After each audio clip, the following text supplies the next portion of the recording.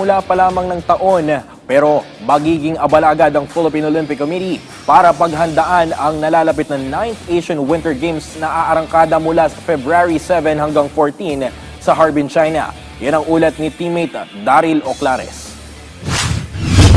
Matapos ang makasaysayang 2024 para sa Philippine sports, panibagong hamon ang nakaabang sa ating mga atleta ngayong 2025. Pagdating ng Pebrero, sasabak ang pambansang kupunan sa ika-9 na edisyon ng Asian Winter Games sa Harbin, China. Kaya puspusan na ang mga ginagawang hakbang ng Philippine Olympic Committee para siguraduhing handa ang ating mga delegado.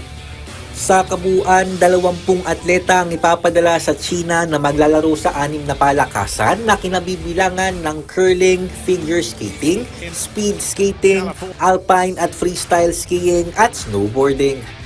Ayon kay POC President Abraham Bambol Tolentino, panimula ang Asian Winter Games para sa kanilang misyon na makuha ang kauna-unahang Winter Olympics medal ng bansa.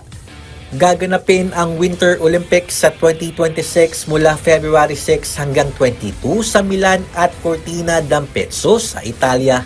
Daryl Oclares para sa Pambansang TV sa Bagong Pilipinas.